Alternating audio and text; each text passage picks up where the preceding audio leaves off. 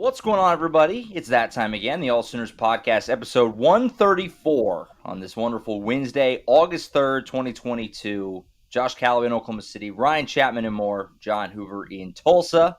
Gentlemen, football is back. How are we doing? So fired up, I can't wait for real football. But yesterday was a taste. Media day at University of Oklahoma. The recruiting dead period has begun, so we don't have to deal with a bunch of recruiting news going on. We can actually focus, like the coaching staff, turn our focus to actual football.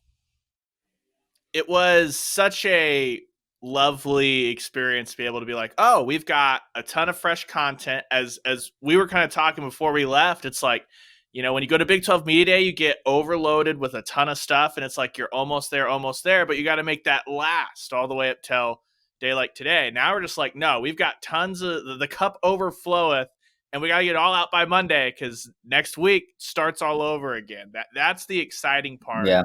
And that's the part that really gets me juiced. So and we're doing interviews in person. We're sitting across from guys at the table, and we're asking them questions, and they're looking us in the eye. It's so much better than Zoom. Right. Yeah. No, I mean, if Big 12 Media Days are the, unofficial start of football, it really feels like this is Media Day, like these guys were just saying, was yesterday. We sit here 31 days until the opener, and from now until the season is over around Christmas time, we're going to be talking to the coaches and players on a regular basis throughout the end of it. So with Media Day and the fact that they start practicing this week, it feels like it's really, really back. When everybody's at Media Day, it's kind of like everybody's kind of looking at each other like, all right, here we go. This is like the beginning. So we've really turned a corner now as we move into August. Like I said, last week was really like our last truly off-season show. We've moved into full-on football mode throughout the rest of this calendar year, and it's going to be a lot of fun to get this season started here in due time. So like we said, Media Day was yesterday in Norman. We got to talk to a lot of people. We talked to every coach. We talked to Venables, both coordinators, every position coach, and then we talked to a slew of players. So we have a lot to get through, like 4 solid hours of press conference, essentially. And so we have a lot to pick through, a lot to sift through. I'll go ahead and turn it right over to our fearless leader, John Hoover. What stuck out to you from all of that? It's a big question because there's a lot of options, but what stuck out to you from the big OU Media Day there in Norman? Yeah, 4 hours of nonstop interaction, which basically shuts down our website for 4 hours because we're in the gathering mode. We're interviewing, we're talking. We're not actually writing anything. We're not actually posting anything. But you took care of that, Josh. 9 straight hours of posting videos last night. I counted it up. We had 23 videos posted last night. We talked to 12 players and 11 coaches. That's 23. That's a new record for AllSooners. Yeah. So very pleased about the access. Mike Houck and his team do a fantastic job providing those guys to us and basically getting out of the way. They have their own website, right? Sooner Sports. And they have their own content. They have their own avenues and their own channels. And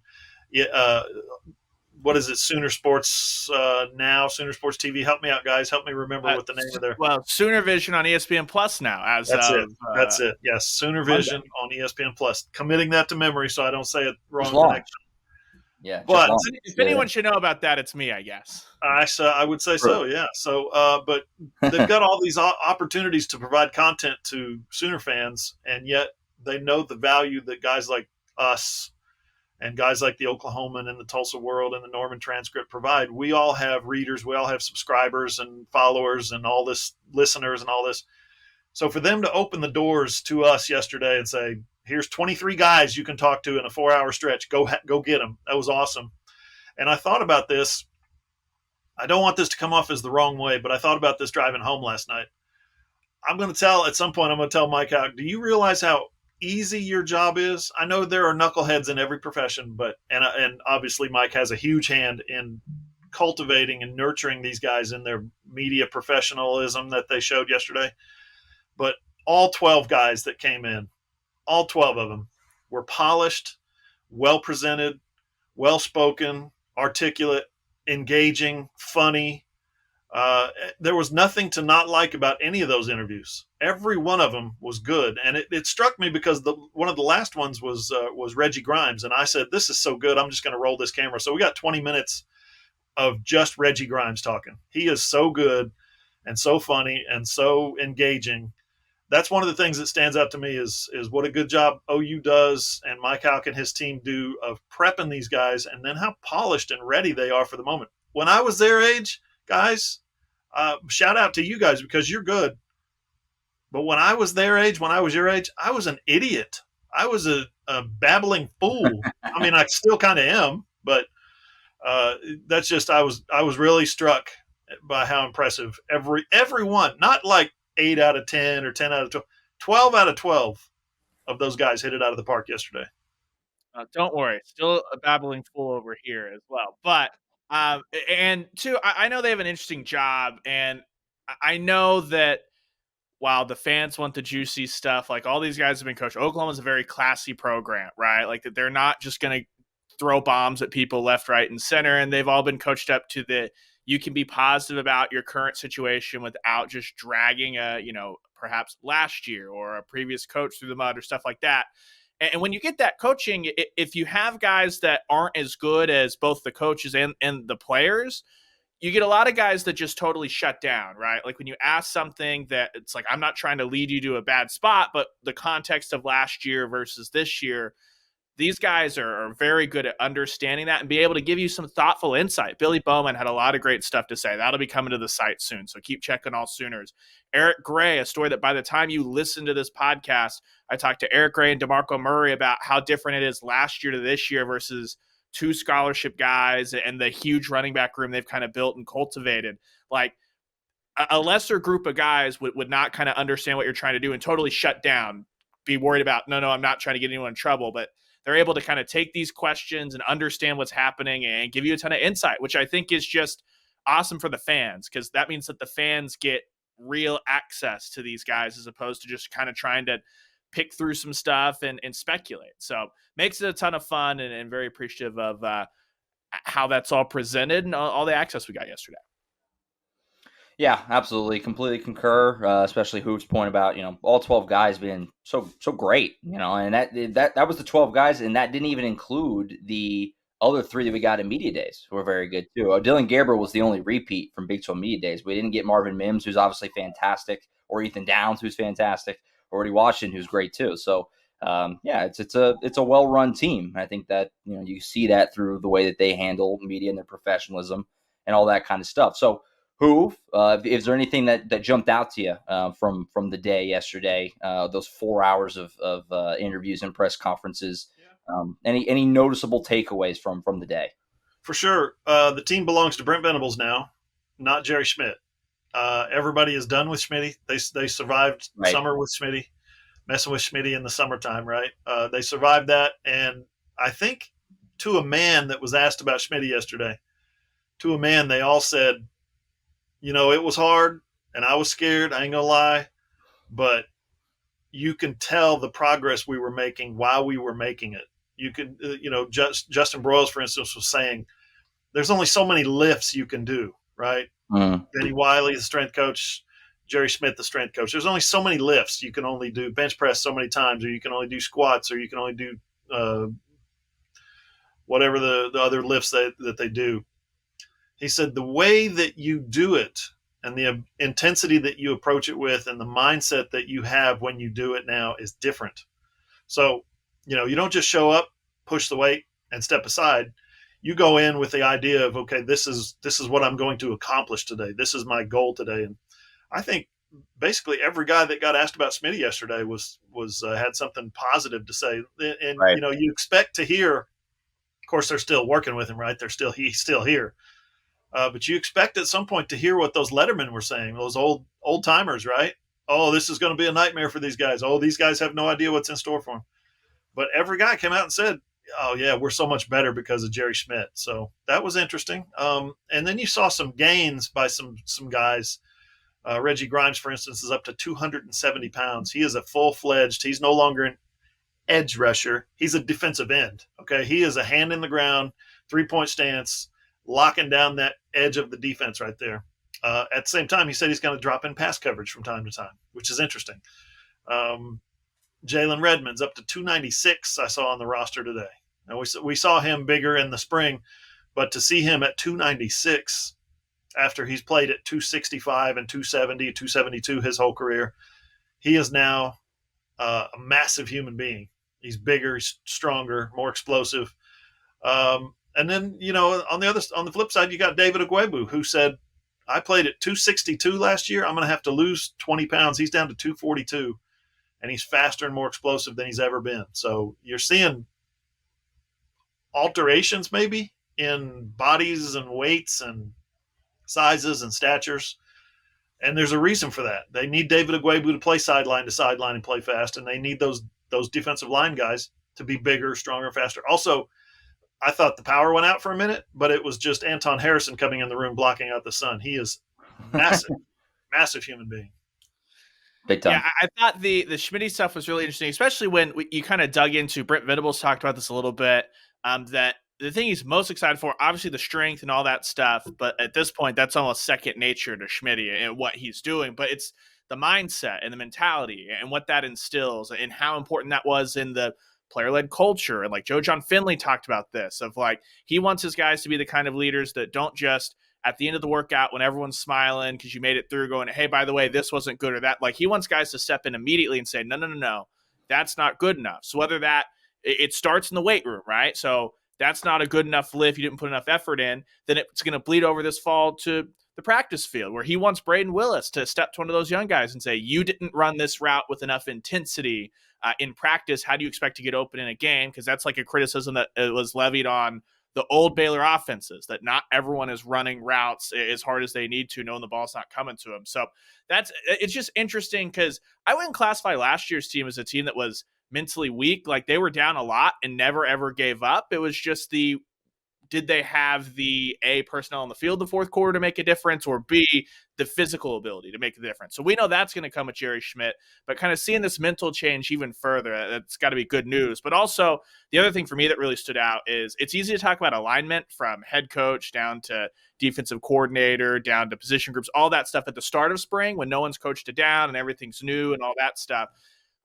Ted Roof is Mr. Alignment. He still is stoked with all that. And I think that we heard in spring, all the defensive and offensive coaches were like, yeah, we're probably behind where we wanted to be in the install, but we had an aggressive pace. Now, both Jeff Lebby and Ted Roof were like, yeah, I think we're actually a little bit ahead coming out of summer work than we thought that we were going to be, because they'd use that organized time to focus on the mental aspect of the game and those things. So I think that's just kind of fascinating that coming into fall camp, they can worry about just a couple of things: what you're doing on the field, being physical, and sorting out a couple of position groups. Also, real quick, Kelvin Gilliam, 6'3", 293 pounds. Remember in high school, he was a guy that played 4 positions along the defensive line. He said he'll play wherever the coaches want him. I think he's moving inside, fellas, at 293 pounds. That's a guy that Jerry Schmidt looks at and says, we need some more mass on that guy, because he's going to be a home wrecker inside. Yeah, that was one thing that, Brent, who has been so open with everything, he was a little coy with the position changes. He got asked that right at the top of his press conference, any position changes. He's like, nope, everybody's still on offense, everybody's still on defense. He didn't really want to get into guys sliding inside, outside, or whatever. So that was kind of a funny little, because normally Brent is so open. That was the one time that he kind of was like, I'm not really going to answer that. So that was kind something else. I'm glad you said that, normally Brent, because it sparked my memory. Normally he's effusive and outgoing and hey man and engaging and all this. Yesterday he was very reserved, very subdued, his delivery. And I think it might probably stem from, not knocking anybody here, but he's got a boundless supply of energy, endless. He's like the ocean when it comes to projecting energy, positive energy, never stops.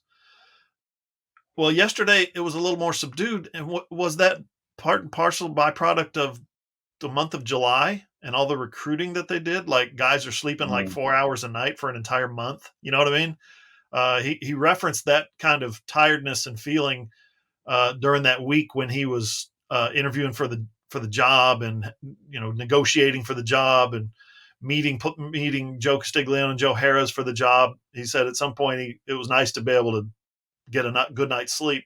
So I think maybe there's some of that going on, is that he has been recruiting so hard and they were so successful in the month of July that shows up to media day and he's just wiped out. Yeah, that was one of the first things that after he was done, people were kind of like, "Was Brent off to you?" And everybody was like, "Yeah, he was. He was a little reserved, and just he did. He seemed tired to me. That's how But I it tell kind you of guys, came off." I went up to Mike Houck during Brent's presentation, his Q&A, and I said, leaned in and I whispered in his ear and I said, "Is everything okay with Brent? Did he just get some bad news or something?" You know, I mean, it's like your dog got run over or something. I'm just like, I hope everything's okay in his world right now. And Right. Mike was just like, "No, he's fine. He was great coming up here, and he's just, you know, I don't know what it is, but he was low on energy yesterday, and it really projected out." But you know, I think as the press conference went on, it kind of picked up a little bit. He kind of regained his steam, so Yeah. to speak. Well, Yeah. I think there were moments where you saw the passion. I also think that as we get into the season, I do think there will be an element of, we've talked about it and joked about it, and it's not necessarily a bad thing, but we can have a 30-minute press conference and ask 4 questions. Yeah. That was not the case at all yesterday. It was more of Right. what a normal, everyone was able to really mow through, and we were able to cover a lot of ground. And I just think that's kind of a result of early on, Brent Venables was pretty transparent about, hey, at the start of spring practice, I've seen them practice like twice. And we know he's not a guy that's going to pump sunshine just to pump sunshine. So I think at the beginning, he was selling a lot of big picture stuff. And now he's been able to work more and more with the team. He's able to just kind of nail in and say, okay, I can give you this answer to this question, as opposed to trying to, not that he just doesn't want to mislead. Like that's not in Brent's nature, right? To just say something just to say something so you can have a good quote and you know, have a good article in the newspaper. Like, that's not what he is. Sure. Yeah, and a couple more things I'll tack on of just kind of things that got me excited to see Jeff Lebby's offense. 2 things. One, he said in his press conference that Braden Willis is going to be very, very involved, is what he said. And if you were with us last year, you know that was a major sticking point with me, was how the tight ends were never like taking over the game, even though they had all these great tight ends. And was it Marvin Mims at Big 12 Media Days who said that Braden Willis is just a freak? You know, I mean, he's huge, he's ripped, he's athletic, he can jump out of the, you know, out of the stadium and all that stuff. He needs to be utilized, and so that was very encouraging. If I'm an OU fan, hearing Jeff Lebby said, "Oh yeah, Braden Willis is going to get the football," so that's very nice. And then the other one was Theo Weiss in his breakout. He was talking about how the tempo and the speed of the offense, and he said, "We will run the most plays in the country this year." He didn't say like we're shooting for it or anything, or we're going to be fast. He said, "We are going to run the most plays in the country this year." So that was, both of those things combined. It's like, this offense is going to be fun, and it's going to be hard to keep up with maybe for us. Like, you look down for 2 seconds, you miss a play, you miss a touchdown, but I think it's going to be very, very entertaining. I'm excited to see what this Lebby offense looks like.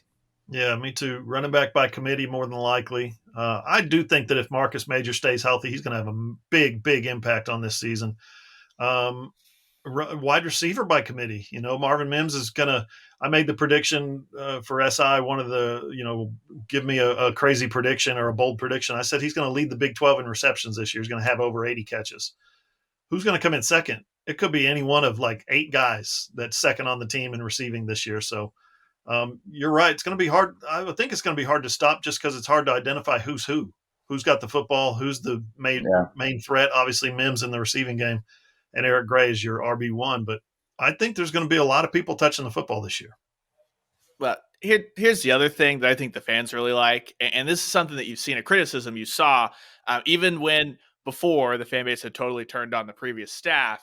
At some point, you're Oklahoma. Call the play and line up, and you shouldn't have to make a ton of adjustments in Lawrence pre-snap, right? I think you're gonna see that attitude. Like, there are gonna be a lot of these games against UTEP, against you know, the TCUs of the world, the Texas Techs of the world, where they're gonna line up and say, "You adjust to us," and I think that that's just gonna be better for everyone involved as far as getting downhill and playing with that physicality that they want. Also, DeMarco Murray saying that he looks for himself in running backs was quite the flex from DeMarco. That was one of the – I wasn't over there to hear him say it. Ross was the one who came over and put that out there. A few other people corroborated it, and it's like, wow, that's quite the statement. What do you look for in a running back? Guys who are like me. Guys who play like me.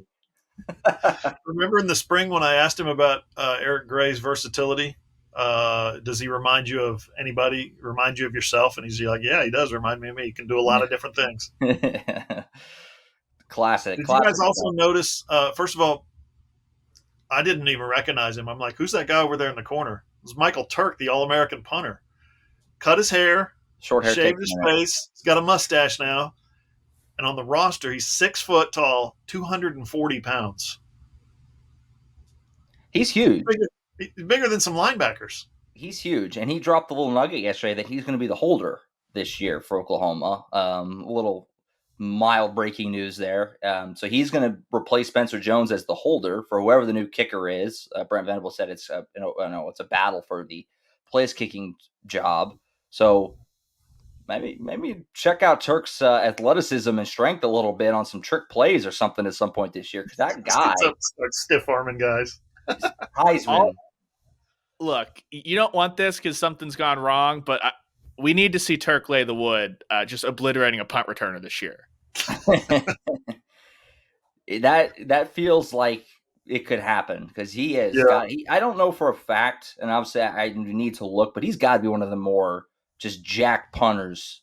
Yeah, maybe remember ever. When he was in high school, he played safety. He was an all-star safety. Right. So good point. Yeah, he's going to lay somebody out this year.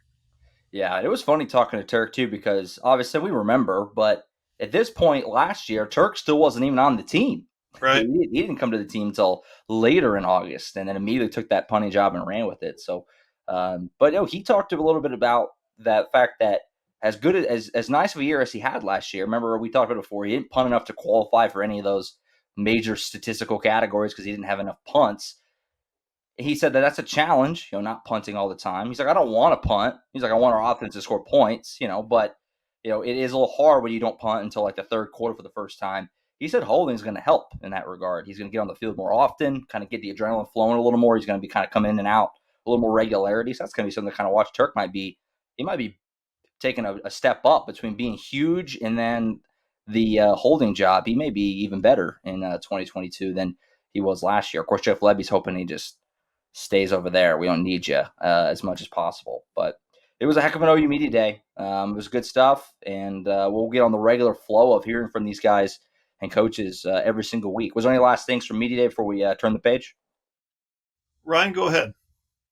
Oh, just ton of stuff really enjoyed getting to talk to like Billy Bowman about his confidence and rebuilding that off of getting thrown around all over the place last year. And then, like I said, I really think DeMarco Murray and Eric Gray had some fascinating stuff to say about finally being able to take a step back and be frank about camp was really tough last year between being terrified that every time I plant, we're going to be down to one scholarship running back. DeMarco Murray said he was very, very nervous every day. So fascinating stuff there. All that's going to be hitting the site here, AllSooners.com, here over the next couple of days. What did you guys pick up from Andrew Rame? Because talking to Bill Bedenbaugh, always one of the more revealing coaches in that conversation. Everybody's competing for a job. Anton Harrison, returning starter at left tackle. Nope, he's competing for a job. Andrew Rame, returning starter at center. Nope, he's competing for a job. I think those guys are going to win those jobs. But to listen to Bedenbaugh, Robert Conjul's having a heck of a camp. Or not yet, but he had a heck of a summer. They get to get down there and work them out. They get to do certain drills. They get to talk to them and go to meetings with them and stuff like that throughout the summer. And then the other one was Wanye Morris, who we all expected big things of last year. Bill Bedenbaugh said that he's extremely dialed in, very focused, very serious about things now. Totally different player. So my expectation is that he'll start at right tackle. Matayer will start at left guard next to Anton Harrison. Andrew Rame at center, and then right guard is obviously Chris Murray, 2-year starter there, although he's going to have to compete for the job. Yeah, I think the biggest thing from Rame is that Bedenbaugh talked about he only got 2.5 practices basically in the spring before he was in that boot. We talked about that last spring. Rame was like, went into the summer totally healthy, was not limited in any of those workouts with Schmitty. And then I kind of asked him, are you one of those guys that you have to be on the field and taking those reps to really learn and internalize stuff mentally as the center? And he's like, it obviously helps, but for him, the biggest thing is just playbook and film. So Raym was confident. That's the one thing, though, that we heard last year during the season from Bill Bedenbaugh, that Raym wasn't at that level that Bedenbaugh wants, which is admittedly a very, very high level. You got guys like Creed Humphrey that have played that, all that stuff. So we'll just have to see. We won't know. We won't know by going out and watching practices in fall camp if Raym's hitting that level off the field that Bedenbaugh wants. It's also kind of tough to tell because Bedenbaugh is a guy that is always like, yeah, this guy's done a great job maturing, still needs to go farther. He's done a great job off the field, still needs to go farther. So we'll know by Texas. That's the old adage with the Bill Bedenbaugh offensive line, right? That thing settles in, and you kind of know the 5 by Texas, barring anything major that changes plans. Also, Matoyer is not the default starter at left guard because he started 3 years at Cal. He started 3 years at Cal because he's very smart. According to Bedenbaugh, he's very smart, works very hard, and came in on day one and was a leader on the offensive line group. That's, again, from Bill Bedenbaugh. I wasn't there. Bill Bedenbaugh told us he was an immediate leader because one of the reasons is he's so smart, picked up the offense like that, instant communicator, is able to talk to and his guys and diagnose defenses, defensive fronts, and stuff like that. So comes in ready to play, and I think he might be as important a newcomer at that left guard spot as Oklahoma has. Also, to backtrack to Raym real quick, he also had one of the better buzz comments of the day, where he said, "As an offensive line, we're stronger in 6 months than we got in the last 2 years." Talking about working out with Schmitty over the course of the last, spring and summer. So messing with Schmitty.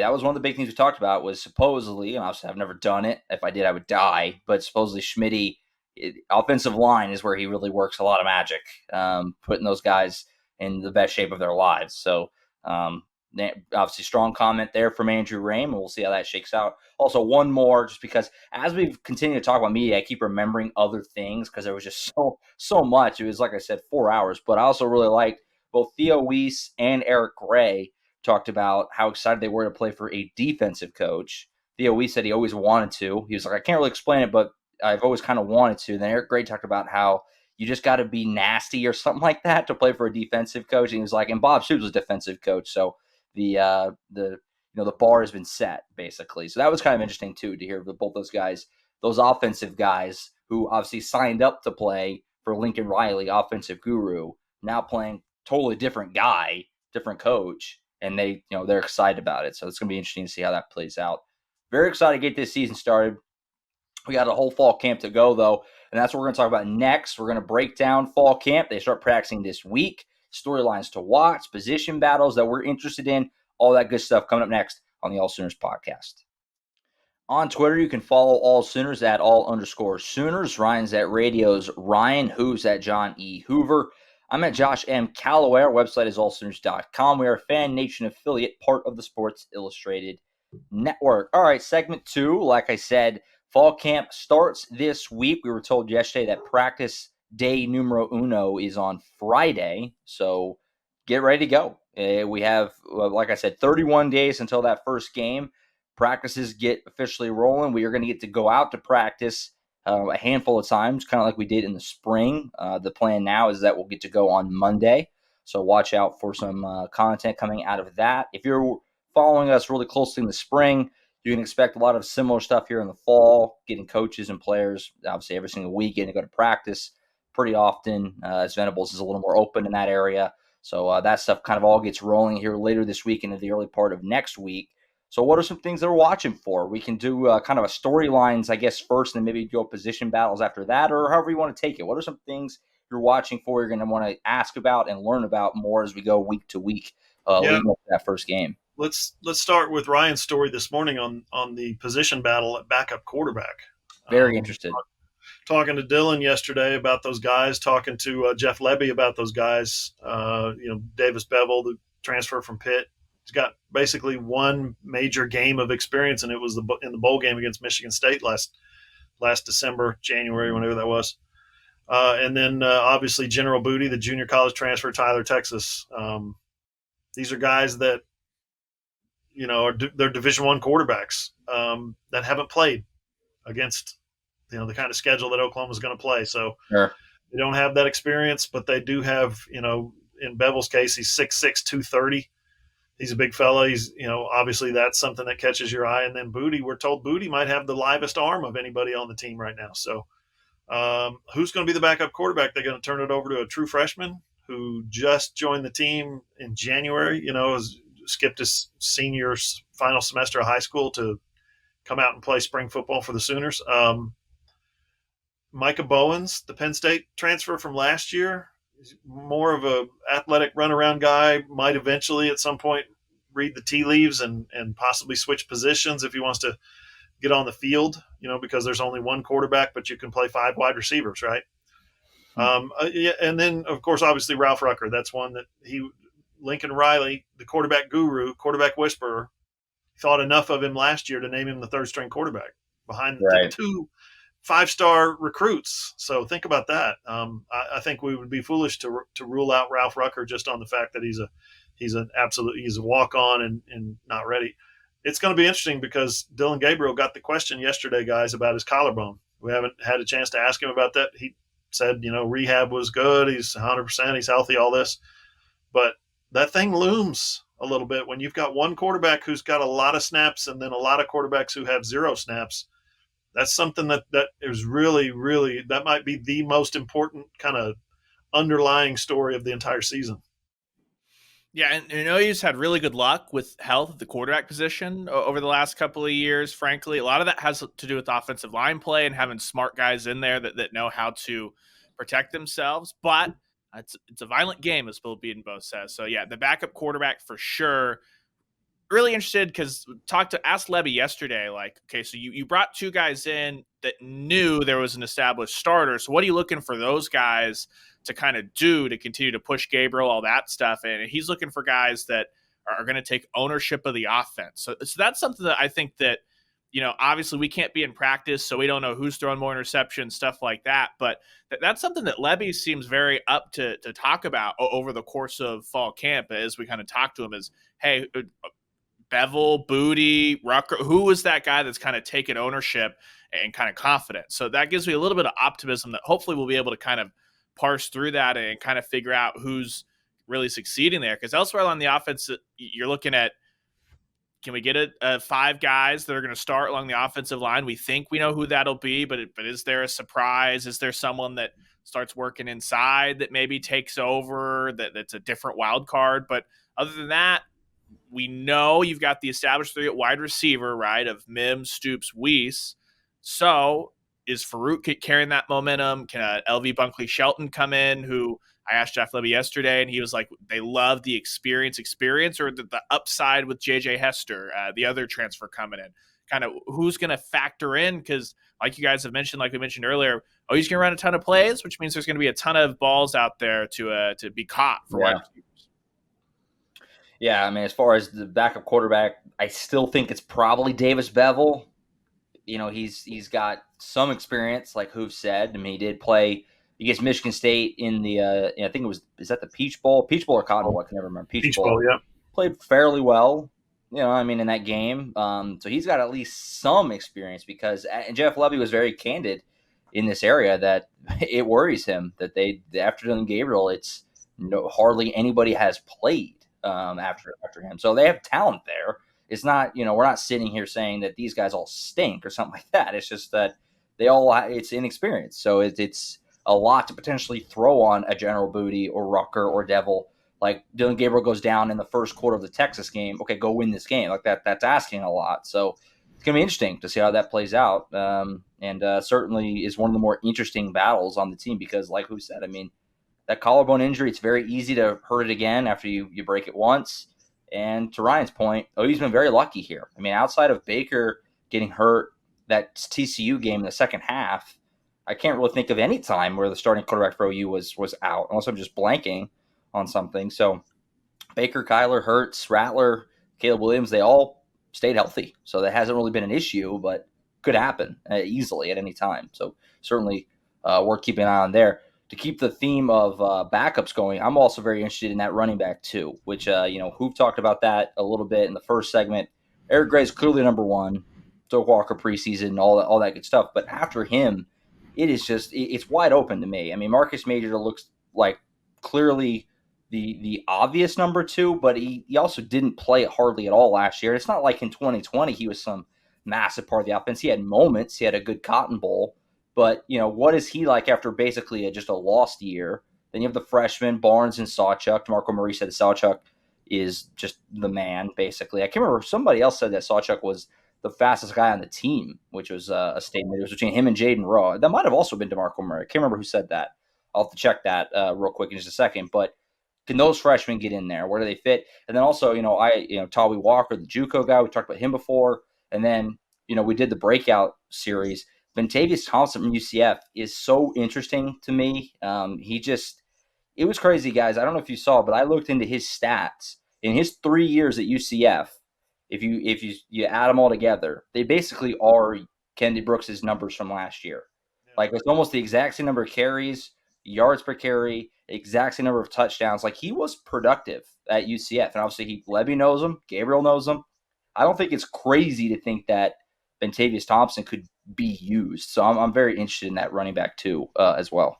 Yeah, Beno Thompson's working for a scholarship. Don't forget, he's a walk-on, so Right. He's a guy that is hungry for a scholarship. Needs to an opportunity to prove himself again to another coaching staff and another fan base, preferably. Right, that's what you want to do if you're in his shoes.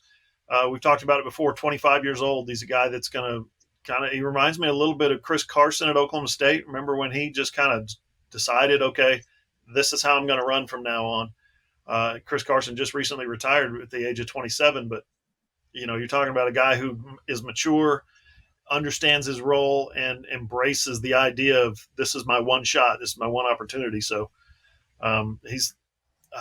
Josh, I'm with you. That would not surprise me to see him get out of there. But Barnes and Sawchuk, I think Levy's never had as an offensive coordinator, never had a 1,000-yard runner, I don't think. Pretty sure.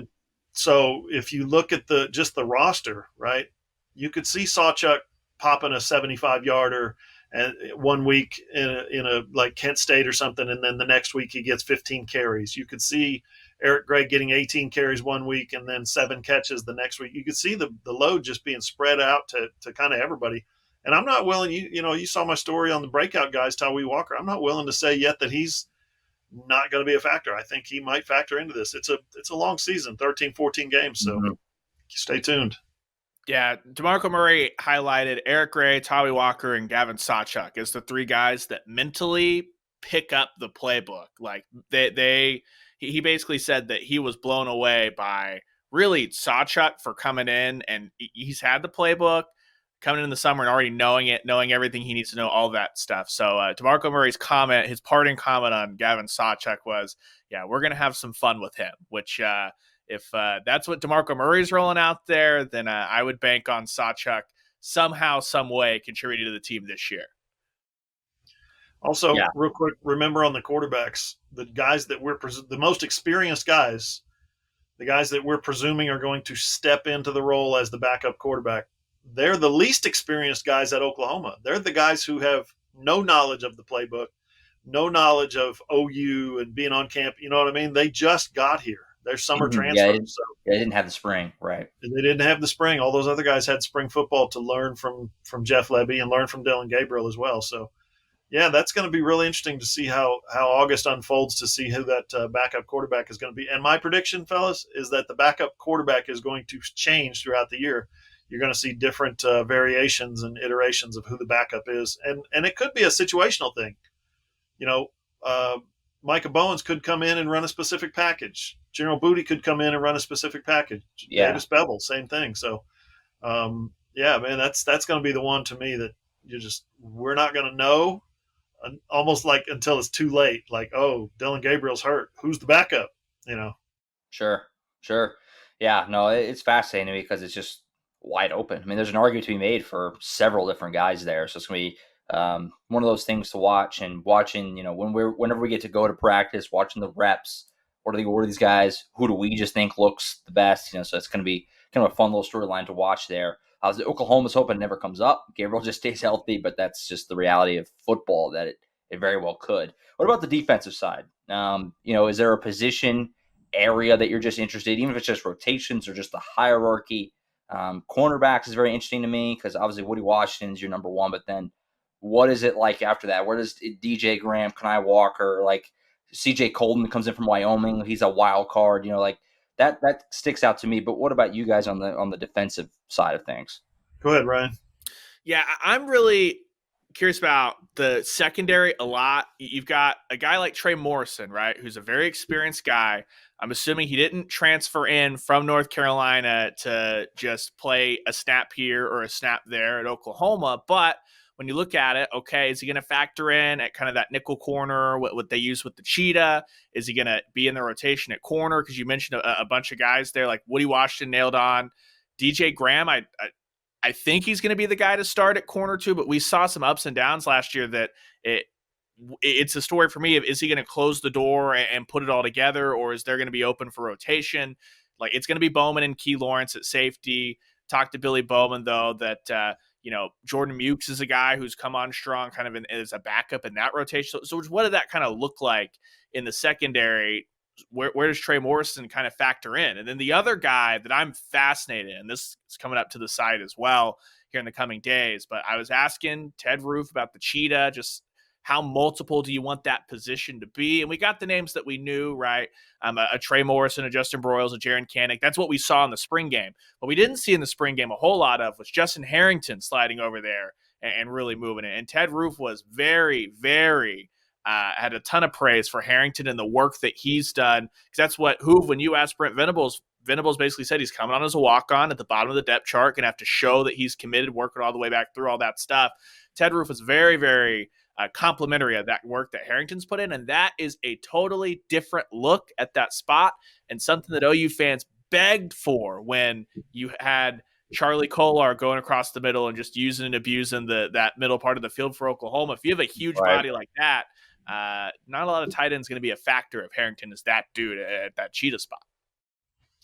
Yeah, Harrington. Hang on, my internet's slow. 6'3", 208 is what his current height and weight are listed at. That's exactly what OU fans have been wanting every time they throw across the middle to a tight end. And Pat Fields, bless his heart, is draped all over the guy, and he still makes a great catch. Or Delaire Turner-Yell. Those guys are gone now, so they've got obviously some rebuilding to do there. I do think that, and maybe I'm premature on this, but based on his involvement and his interactions in the spring, I think Trey Morrison is your nickelback. Justin Broyles is going to be that guy that moves between the two safety positions and the nickelback. He's got a little bit of experience there that's going to help him navigate those changes. So he'll be the utility player, I guess, is a good way to put it. Justin Broyles would be my guess. And the rest of those positions look fairly solidified to me. Although yesterday they mentioned, obviously, Kanai Walker had a big spring. He's got a lot of learning curve to do coming into a new system, a new team, like everybody does. But CJ Colden came in the summer. Brent Venables talked about him specifically and how he's picking things up. He's got a ways to go because he's behind, but He's a guy that's got a ton of experience at Wyoming. So you're right. That's a fascinating position. The position that I would be most interested in, and I said this yesterday to David Agwebu, I said, you've got two spots. You've got the Sam and you've got the Will, and you've got like 9 guys that have that, or at least going into training camp, no more two-a-days. These 8 or 9, 7, 8, 9 guys all think they have a shot to win one of those 2 jobs. Now, and you've got basically 2 returning starters almost back. I know Brian Asamoah is in the NFL now, but David Agwebu was a top backup at both Mike and Will for 2 years. And then Deshaun White obviously is the starter. What about TD Roof? What about Jaron Kanik, the true freshman, who guys were just gushing over yesterday? What about obviously Danny Stutzman, made such an impact last year? There's a lot of players for those 2 linebacker spots. That's the one position. And I literally think you could go 3 deep and still be really good at Oklahoma's linebackers. Kobe McKenzie's another one that jumps out. Is like, where's he going to play? He's got to play somewhere. So that's a position to me that really very intriguing this August. Yeah, I'm glad you guys brought up Jaron Kanik because he is someone who, like who said, they talk so highly of, and just a monster in the weight room. He looked pretty good in the spring game. Does he see the field a lot? I think is a fun question, and I'm excited to see, especially practice on, that first practice on Monday that we're allowed to go see, just what these guys look like after the full summer and stuff like that. And then, to Hoop's point, the young linebackers, Kobe McKenzie, and I would also throw Kip Lewis in there. because David Aguabu talked about both those guys of kind of being like taken under his wing kind of a thing. So I don't know, interested in there's a lot of talent on both sides of the ball, but yeah, that linebacker room is crowded, and that whole secondary, like Ryan's saying, just Billy Bowman, Justin Broyles, Trey Morrison, Key Lawrence, like just how the chess pieces all, the puzzle pieces all fit together there is certainly going to be fun to watch as well. One of the more interesting position battles, if you want to call it that, in the back end. And here's something we won't know till the games start, but my expectation is under the previous defense, it was this is how we play at every position, and we need you to fit into a cookie cutter of this or that or this. You've got so many different body types. Like you talk about the defensive end room, Jonah Ulu looks way different than a Reggie Grimes, who looks way different than old Reggie Grimes, who looks way different than current Ethan Downs. My expectation is that with this playbook, the size of it, you should get a little bit what is actually coaching, which is identifying what talent you have, getting the best out of them, but also saying, this is what this guy does best. So when we use this package, let's throw this guy in there. And then this is what this guy does best. You should be able to utilize, like if you've got a nice, diverse roster, if all those guys can prove that they're up to it and can mentally handle the load of the defense, you should be able to see them actually like get to be used in positions that bring the best out of them, as opposed to just saying, we're going to rotate 8 guys in along the front 7 and just hope that everything works great and not ever use another safety. And we're gonna have 2 guys take every single snap at safety. Like you shouldn't see that this year. I was on with Sam today on the Sports Animal Tulsa, and I said I don't think there's any reason to believe that Baylor or Oklahoma State or anybody else is going to run away and win this conference. There's no reason to believe that Oklahoma can't be among the top 2 or 3 teams for the Big 12 conference. And one of his questions was, what are you seeing defensively that makes you believe that? I'm seeing a lot of athletic ability. I'm seeing a lot of talent. I'm seeing a lot of guys who are new at the position, like a Justin Harrington jumps out, and there's players like that. Jordan Mukes, you mentioned him. There's players like that all over the field.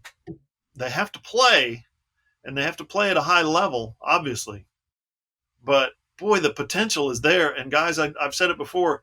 I covered the Arkansas Razorbacks in '97 and '98. And '97 was Danny Ford's last year, and that staff got fired because they were 4-7. They were terrible. They came out the next year under Houston Nutt. He changed defensive coordinators, obviously went to Keith Burns, and Keith Burns said, sick 'em. The entire defense was blitz, blitz, blitz. Change it up, go have fun. You guys go out there and create havoc, just pressure, and we're going to twist, and we're going to do all kinds of crazy things up front, because it was the same exact players who went 4-7. They went out there and they started out the next year 6-0. They finished. I think they won 10 or 11 games. They finished, top 10, top 12 in the country because coming off a 4-7 season, because the defensive coordinator came in and said, let's go have some fun. You guys go sideline to sideline and just get the football, create havoc, sack the quarterback, high five each other after every play, because the previous team wasn't doing that. I think there's a little bit of a correlation. The previous team last year was wound super tight, didn't want to get pulled out, didn't want to get substituted, so they didn't, they tried to play perfect on every snap. And instead of just going out and having fun and causing havoc, I think that's what we saw in Alex Grinch's first year, and it's what we saw shortly after Mike Stoops was replaced by Ruffin McNeil. You heard guys say, hey, we're just going out and having fun now. I think the new culture, the new defensive mindset is something that's going to permeate this team. I don't think it's going to go away. I think there's players that are, like I said, good, athletic, exciting, dynamic, talented players.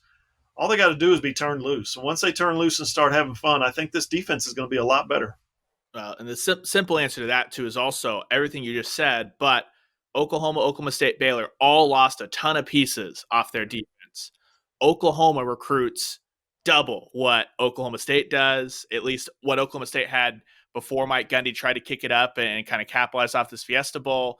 And Aranda's awesome, but Baylor's just now kicking up in the recruiting. The unproven depth at Oklahoma on paper should be able to come in and contribute.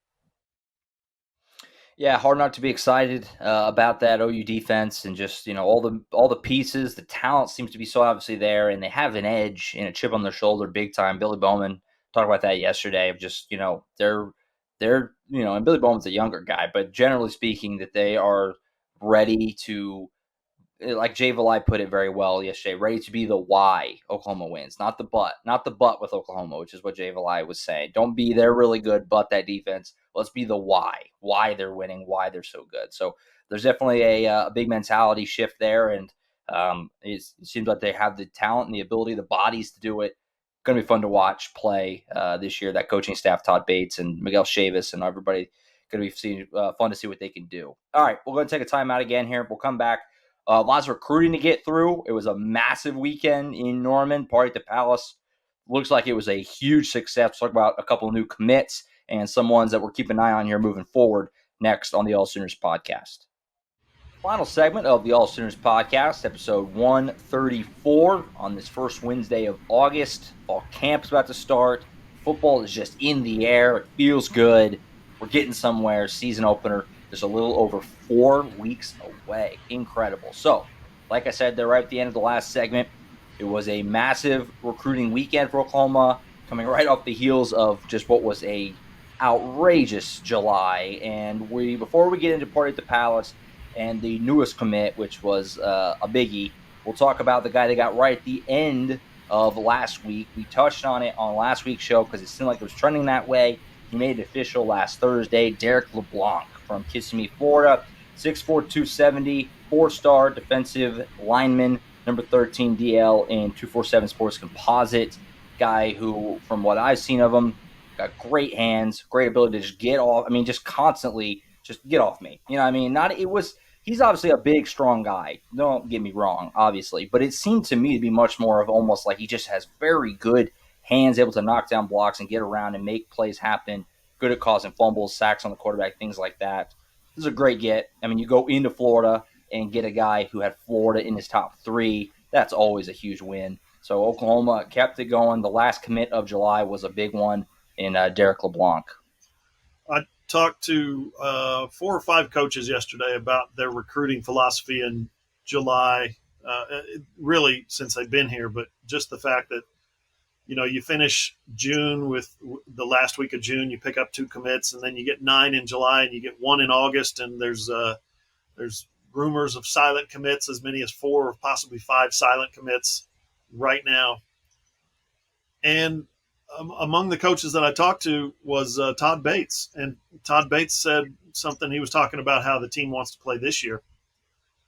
He said they want to play physical and they want to play violent. This kid, Derek LeBlanc, plays violent. 6'4", 270, can probably play outside if you need him to, but I think he projects more inside. He's going to be a guy that just absolutely wrecks shop inside with his massive upper body strength, long arms. When you say physical and violent and you watch him play, you're like, so that's what you're going after. That's this coaching staff has just been killing it, and they're doing what Brent Venables said in response to my question yesterday was about a very narrow focus. He said the hammer quote was, while everybody else may have been getting other guys earlier or sooner, he said we were focused on getting the right guys at the right time, which is in Oklahoma's parlance is late June and early July, or throughout all of July. Yeah, you mentioned the versatility, who obviously haven't been able to see him in person, right? But to kind of see how he carries all that weight. But that's exactly what you want when you've got Jerry Schmidt, is to have you can either bulk him way up and he can wreck shop inside, or you can keep him long and lean. Like, you've got those options. But here's the other thing that's really impressive. And I was talking with Chisholm Holland, who I do obviously the radio show with on the franchise, and he pulled up like Ohio State's class, and you put Ohio State's class, which is really highly ranked right now, and you pair it with Oklahoma's class, and the Sooners have 4 offensive linemen committed, right? They've got picked up just a ton of defensive linemen here, picked another one up in August that we're going to talk about, all that stuff. And Ohio State has like 4 wide receivers, a tight end, a quarterback, but only 1 or 2 offensive linemen, 1 or 2 defensive linemen. Here you've got Oklahoma, ton of linebackers on board, ton of defensive linemen on board, a ton of offensive linemen on board. Fits everything that we've heard both Brent Venables talk about with how Oklahoma wants to build out a team. Jeff Lebby talked about starting up front. Like, it's very much a substance to go along with the flash. And hey, here's a new thing for Oklahoma as of late. You can have flashy edge rushers now, which is what Oklahoma is about to start collecting. Yeah, big time. That's where we'll go ahead and go next. The party at the Palace, like I said, over the weekend in Norman, it seemed to be just a smash success. I mean, it was widely regarded as one of the biggest and most productive OU recruiting weekends maybe ever. And keep in mind, we've only had one commit so far, which I'm going to have to talk about. But that just goes to show you what the tea leaves are and some of these other names that they may have landed. And we're going to talk about those in just a second. But let's go ahead and start with the guy who did commit on Monday, Colton Vasek from Austin, Texas. Texas legacy. Parents went to Texas. Texas's backyard, obviously, there in Austin, was basically a foregone conclusion to be a Longhorn for a long time. OU swoops in and gets him. The guy is a beast. 4-star and 247 Sports composite. Depends on where you look there. Number 19 edge, top 30 player in Texas. You watch his tape. To me, he looks like basically like a mini version of J.J. Watt. They're the same height, 6'5". He just has a lot less poundage, and that'll come in due time, especially, going to the next level, Schmitty and stuff like that. Just big, strong, makes things happen, physical, good tackler.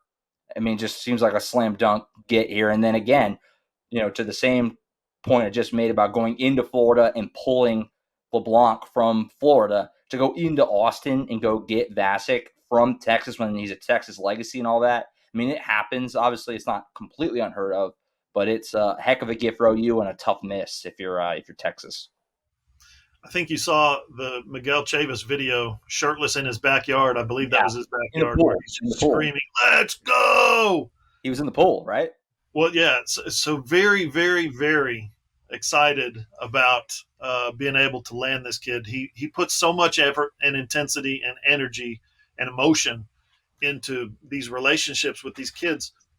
So pulling one out of Austin, Texas, like you said, his parents are UT grads. He's at Westlake. Just you made the comparison to TJ Watt. I'll make another comparison for you. How about Aiden Hutchinson out of Michigan? When you see 6'6", 225 right now, but probably going to play closer to 250. When you see an edge rusher like that coming at you, you better say your prayers, because just physically, he's physically imposing. Again, long arms. That's what you want out of a big defensive end like that. But man, he seems to have the right attitude. You know what I mean? He doesn't come in with a lot of ego. He's known for his work ethic. His high school coaches talk about how much he wants to work and get better. He is, yeah. When Venable says we've got a narrow focus on who we want, this guy fits the profile. Well, a couple things.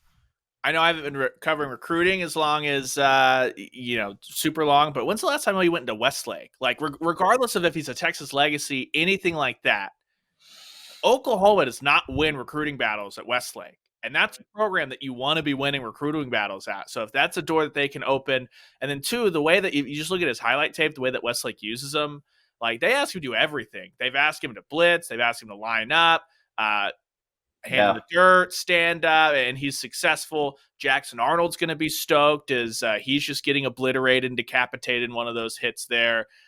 It's everything that you want, just as far as versatility and just the way that he moves, the way it looks like he moves, and then imagining putting another 20, 30 pounds on that, like it doesn't seem like a body type that's going to be laboring whatsoever as he bulks up, which is exactly what you kind of want in this modern day pass rusher of you want to be long, lean, those long arms, and you also want that bend that we talk about a ton when it comes to coming off the edge and kind of changing the angles on offensive tackles. And he's a guy that everybody wanted. Clemson wanted him. Texas wanted him, obviously. Oregon wanted him. A&M wants him. But Alabama wanted him. His recruitment at Oklahoma was fairly brief. Once Oklahoma kind of got their hooks into him and he started that relationship with Miguel Chavis, it was a fairly quick courtship. It was like, hey, Oklahoma, wow, this is impressive. I like these guys. I like this stadium. I like their facilities. I like their team.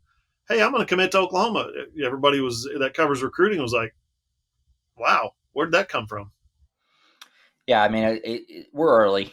nobody's signed or anything. It's the first year, but it seems like Miguel Chavis is a superstar recruiter in the making. I mean, obviously we talked to him. He's extremely engaging. He's really fun to talk to. He's cracking jokes and stuff in his session yesterday. He's hilarious, and he kind of gave us a little bit when I was over there by him.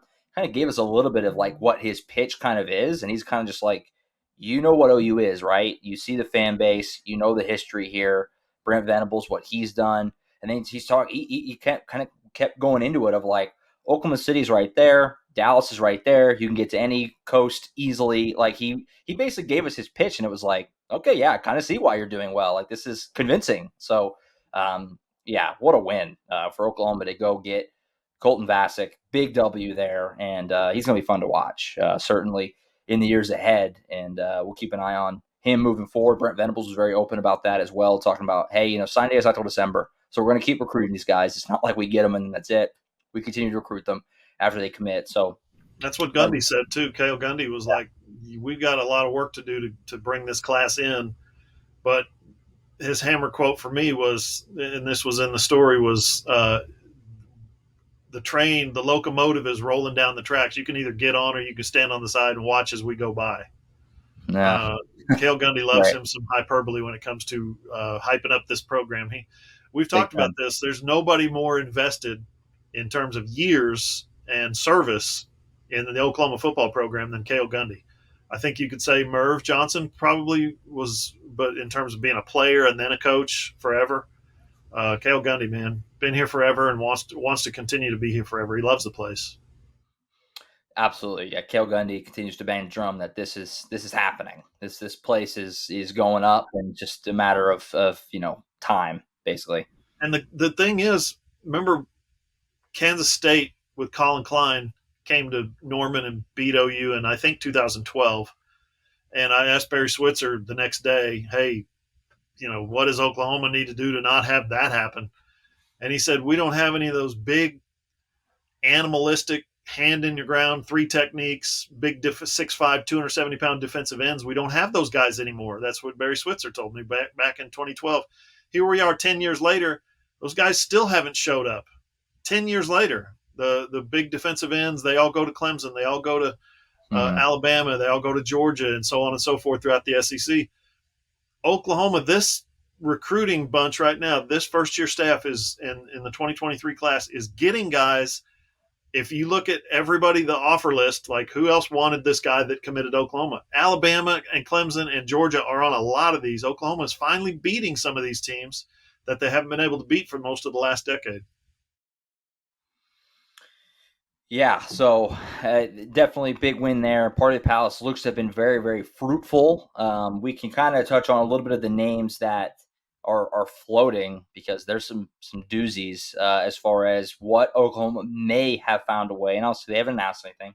May have found a way to secure, like Hoop said, maybe silent commit. Some of these guys want to wait. One example off the top of my head, Makari Vickers, seatbelt. OU seems to be in a good position for him, but he is not going to commit until he's actually, I don't know if I've ever seen this. He's committing at halftime of his first game. That may have happened before. I can't say right off. Like Ryan said, I haven't covered recruiting for that long, but that was a heck of a move. So he's not going to commit until like later in the month. But, supposedly he may have told Oklahoma that he's in.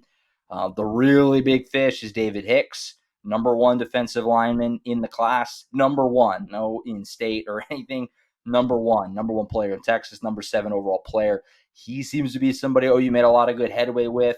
So anything else from Party of the Palace, or just, the weekend that caught your guys' eye? Because it was big time, certainly for Oklahoma. Well, Jordan Renaud is in that group.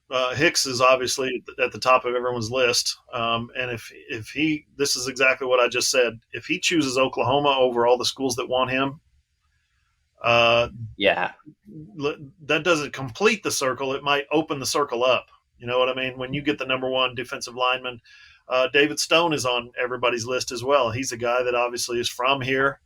He's at IMG now, but he's a guy that is extremely, extremely interested in Oklahoma. And then, like I said, Jordan Renaud is a guy that comes to mind as a big time defensive end that could, in the near future, decide where he's going to go. And Oklahoma is in his final, whatever that was that he released a few weeks ago, final 3, final 4, whatever it is. He's very high on the Sooners as well. The number of just dynamite defensive linemen. These are the guys. If Oklahoma wins the national championship again, fellas, the defensive linemen are going to be. You have to have superstars on your D line.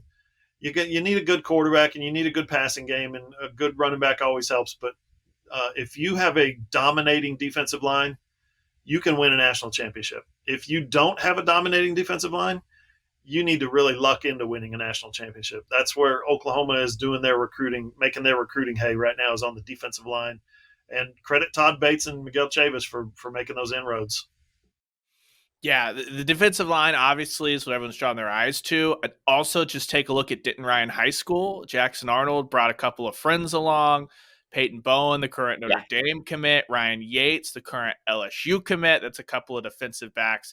Josh and I were down at the big 7-on-7 in Dallas, where we talked a ton to Peyton Bowen, and that seemed far from a closed book then. If he continues to come on up to Norman and hang out with his high school teammate Jackson Arnold, who is offering him the top bunk, basically, is what we had deduced down there in Dallas. That he's like, we're gonna be roommates. Anything you want? You want popcorn? I got popcorn. We're gonna make all the popcorn you want. You like chips? I got chips. It'll be great. So it's not just the defensive line. You mentioned Makari Vickers, Jacoby Johnson, the in-state kid who everyone's known about for a long time. I don't know what else you're waiting on, is a guy that's been able to take a step back, get acclimated with the new staff, and then get after it again. And here was the thing about the Party of the Palace too. Not like it was 70 dudes that were in, right? Like it was a small but high quality group. And if you're going to have that small and high quality group, that narrow focus, like Brent Venables said, and if you're going to have results like this, if it maintains, if the momentum continues, that's everything you could ask out of a massive recruiting weekend right on the verge of the actual season starting. What do we think of the recruits doing the crimson on crimson uniform? Those are pretty cool. I like those. I'm not a big fan of the what's it called, the Rough Riders, the wood look. I'm not a big fan of that, but the crimson on crimson looks pretty good. We've seen every combination of it. We just need something new, like a new alternate. You know what I mean? We've seen every combination multiple times at this point because they've been around since what? They've been around a while. I was going to say, I think they've only won them once, right? And it's when they lost to Iowa State at home with Baker. I think that's the only time they've ever wore those. I could be mistaken, but they wore those, and that's when Joel Lanning had like 30 sacks. Former quarterback was playing linebacker. Just had Baker in a coffin. Like it was just like, what are we watching? I think that's the only time they ever wore them. So they kind of put them away after that, but they may be making a comeback based off that, based off those recruiting photos for sure. Also, real quick before we shift to a few other housekeeping things, what do we think of? I'm sure you guys have seen a lot of it over the last week or so. There's been a lot of like Brent Venables kind of, I don't know, under fire seems like too strong of a term, but there's been some national kind of ribbing on him for recruiting guys who are committed to other schools whenever he has the policy, of course, of if you're committed, you can't take visits. My general opinion of that is it's not his problem. You know, it's like, I don't want my commits, but it's not up to Brent Venables to do the favors for other schools and not recruit their guys. But what are some thoughts there? Because I want to touch on that real quick, because that's been kind of a big thing of why there's been a national feel of almost trying to point out some hypocrisy there. I don't really buy it, but I figured, we bring it up. What do you guys think? Yeah, it's clearly it's playing both sides of the fence. I would think that, and we saw it with Jaron Canick, for instance. Brent Venables told him, do not come to Oklahoma. We don't have a spot for you. You're committed to Clemson. Stay with Clemson. Now, was that just a shout-out respect to Dabo? I'm not going to steal your recruits? Or is that a life philosophy that Brent Venables lives by? Clearly, Brent doesn't mind. If a kid is interested in Oklahoma, he doesn't mind entertaining that kid if he's committed somewhere else. So, yeah, both sides of the fence, I think so. Hypocritical, maybe a little bit. I'm not going to judge too harshly. Brent doesn't want guys committed, doesn't want guys visiting other schools who are committed, but does get guys to visit who are committed somewhere else. Yeah. Gray area. A lot of gray area. Yeah, gray area. Yeah. When we clip things from 5 months ago, some of the context is lost and why that was asked. Because again, that was part of the Johnny Gigolo press conference answer when Brent Venables. Yeah, it randomly made waves in. Yeah, his exchange August. with Bob Prisbillo. Yeah. Brent Venables was asked about his recruiting philosophy. His recruiting philosophy for Oklahoma commits is, I don't want you taking visits other spots, so wait until you're done taking visits to commit to me. I'm sorry, I was in that press conference. I don't remember a single thing about him saying if Peyton Bowen, who's a Notre Dame commit, is continuing to communicate with us and is willing to come visit, we're not going to talk to him. Like, are people expecting Brent Venables to not play the recruiting game? Like, all he is saying is, right, my philosophy is when you recruit to us or commit to us, you are done visiting places. And he said, and take all your visits. Like, Brent Venables was not explaining how recruiting should work. He was just explaining, here's our philosophy on commits. And if you can't understand that, then I'm sorry, recruiting's a dirty game. That's just what Brent Venables is asking from his commits. Again, this is why we shouldn't kick up videos from 5 months ago and take them as law.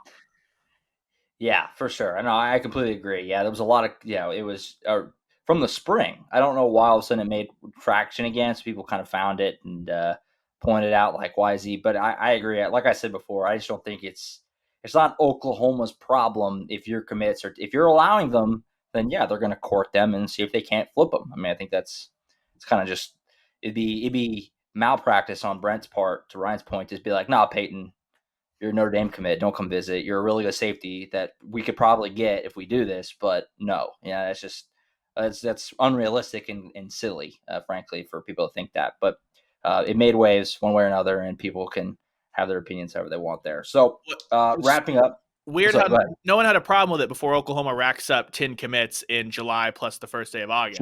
Sure. OU recruiting was dead 2 months ago. So weird how now your national recruiting reporters that cover Texas and don't ever leave the cave of Austin are writing national headline columns on a press conference from 5 months ago. So Brent Venables can't recruit. 2, Brent Venables has no morals when he recruits. right? He's a hypocrite. Wait, he's recruiting better now. We need to. There's a little of that going on. I think that was what the account message board geniuses, which is so funny. And they had one from, I think it was from a Texas board. I can't remember which one. Not that I don't know if I'd even say anyways. I don't remember what it was. But if somebody put like, we lost Colton Fast because of Brent Venables' sleaze tactics or something like that. Sleaze tactics. It was pretty funny. I don't know. It's a wild time. It's a wild time. Oklahoma was kind of the darling for a little while because people kind of pitied him whenever Lincoln left and things seem to be in disarray for a minute. But now, to Ryan's point, recruiting is going well. They're moving up the rankings, and it's kind of that comes with the territory a little bit there. It feels like. So closing the book on that. Obviously, AllSooners.com is going to be where you want to keep up with all the commits and recruiting news that we get over the next few weeks. More commits are coming, and keep up with us to be on the up and up whenever they happen, and to get to see what the players look like, some highlights and stuff like that here over the rest of the month, and obviously up until signing day in December. So I want to touch on this real quick. This came out just before we were about to start recording. OU announced their official numbers from the fiscal year of 21-22, which ended on June 30th, runs from July 1st, June 30th. The fiscal year, Oklahoma got $109 million in donations. Now, that obviously sounds like a big number. It is a big number. And to put into context, the previous record, that was a record breaker. The previous record was $58 million. They almost doubled it. Holy God. Is it SEC? Is it Lincoln Riley galvanizing everybody? Is it Brent Venables? I don't know. Maybe it's a combination. But, geez, big time stuff. So, yeah, it's huge. Huge, obviously, $109 million in donations. Think about this. Oklahoma fans love them some winning, right? Mm-hmm. Who are the programs that are getting the biggest donations? Softball got a bunch of donations rolling in for a $42 million stadium. Baseball, which just went to the World Series finals, is getting. They're trying to build a $30 million stadium. They're bringing in money for that. Gymnastics is getting an overhaul. What do you got there? A national champion and a national runner-up. The golf facility is getting another overhaul. Look at what they've done. The men's golf for sure, number one ranked all year this year, national champion, runner-up last year. And then the rest of the momentum, yes, that would have probably broken the record, just all that fundraising. But the rest of this momentum, let's tell it like it is and be honest. Brent Venables has what a hire by Joe Castiglione. If only to say, yeah, but we raised $109 million. Yeah, we went 6-6, but we raised $109 million because I hired Brent Venables. Who knows about the 6-6 part, but the $109 million is in the ledger. That's phenomenal. Yeah. The way the fan base has reacted to Lincoln Riley. We saw it, guys, in our traffic numbers in December, late November and December last year. Unprecedented. And I hear that from everybody else in the media as well. There's never been more interest in Oklahoma football than there was last December when they hired Brent Venables. And that momentum is stuck. That momentum has stayed. People are excited about this season. And so they're giving now at a pace that they have never given before. It's unbelievable. It's very remarkable. Since 1999, you could put a photo of the Oklahoma football program next to the word stability in the dictionary, because that's what Oklahoma's been. Resulted in a national championship, and I know that Oklahoma fans will have wished that they could have added 2 or 3 more, but Oklahoma's been the most stable program in college football since Joe Castiglione hired Bob Stoops. Even the transition from Bob to Lincoln was some people were like, I don't know nationally, but everyone was confident in Norman. This is the first sniff of anything that could even potentially resemble instability. It's an Oklahoma fan base that was scorned, that felt like they were used as a stepping stone, which Oklahoma's not a stepping stone for anyone. That's the feel you're getting out of there. And then you're bringing home a guy that Oklahoma fans have pined over for a decade, saying he used to be on our sidelines. Look at those defenses. What do we need? A defense like that. You're bringing him back. It's that feel of getting the band back together. You bring all of that together, and OU's fundraising like they just won a national championship. Like this is the kind of numbers you're seeing Georgia put up. And then on top of everything that you mentioned, who in there, the release came out in the past. Oklahoma had one donation of $10+ million. They've had 3 of those alone over the last year. One of those is going to softball. Like that is the difference that Oklahoma's making all across the athletic department, and that is just a testament to the job that Joe Castiglione's doing and the leadership of Joe C. and Joe Harris. So it's a big win for them, and it's just the start of things to come. Because even at Big 12 Media Day, Brent Venables is like, we got great facilities. They're not what we need them to be still to get to the SEC. So the changes will be coming, but at least when you're fundraising like this, you can be proactive and push to continue and give everything that your programs need to succeed at the level they've succeeded at. What do you guys think about those customizable jerseys that just came out today? They're going to partner with Fanatic, is it? To fans can go into the store or order online, pick up their jerseys when they come to the games. You can get a Drake Stoops jersey. Guess who gets paid for the Drake Stoops jersey? Drake Stoops. You can get a Key Lawrence jersey. Key Lawrence gets the money. It's this is what NIL should be. I'm thinking General Booty's going to make some coin. That's what I'm thinking. Because I already saw many a booty requests in those replies. So big up for him. This has been the biggest no-brainer for years too, because usually, like in years past, if you go into the bookstore, you see like when Samaje Perine takes off, it's just a nameless 32 jersey sitting in the bookstore, and you're like, oh, I wonder who that's supposed to be, or nameless 6 jerseys or 1s. Now, like this is the layup of all layups when it comes to NIL. Glad that Oklahoma's getting in on that action early. And you can buy, the jersey with no name on it, and it's cool. People did it for a long time, but then that guy leaves, somebody else starts wearing that number, and it's like, now you're wearing who is that? You know what I mean? You're like, this guy's wearing a backup O-lineman jersey now. Like, who is that? You know what I mean? So I would get 2 jerseys. If I was an OU fan, I would get 2 jerseys. One would be Brandon Daniels, Ada, Oklahoma, and 2 would be Justin Fuente, a couple of throwback quarterbacks from my kid's school and my school. There you go. Tiny Ryan would have had all the Tony Jefferson merch that money could afford. Tiny Ryan.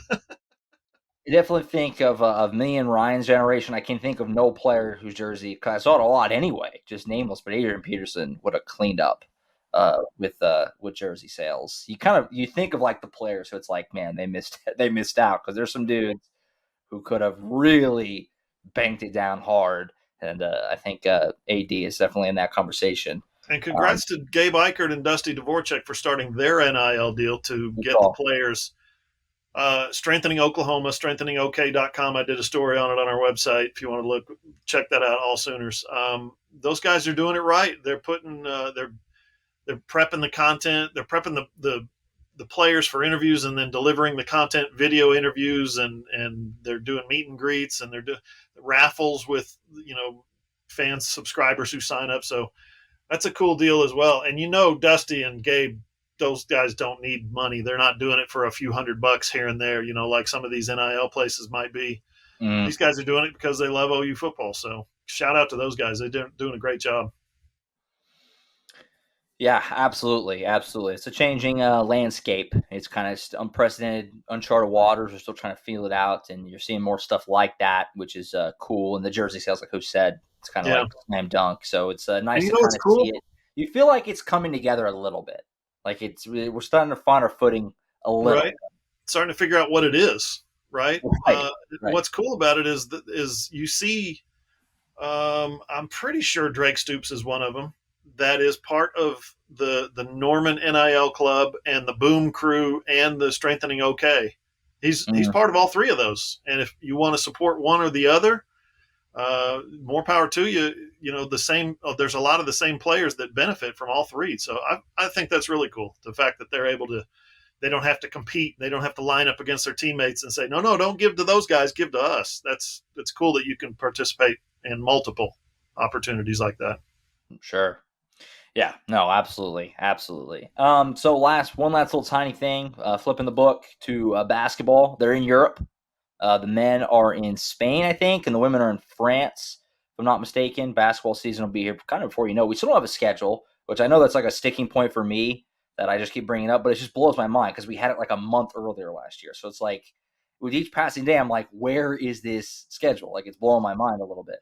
Something I've learned about Josh, you guys, is that he wants the schedule now. He wants to know what you're doing. What is the plan? When are we meeting? What time are we podcasting? He is one of those people that wants to plan out the day. Yeah, I want my basketball schedule. When is it all happening? I take the baseball schedule for next year now too, if they had it, but that won't be for another few months. How many times have I told you over like the last 6 months, Josh? We'll cross that bridge when we get to it. Oh, it's constant. It's every time we're together, basically, because Hoover's like a by the minute guy, and I'm roll with the punches, man.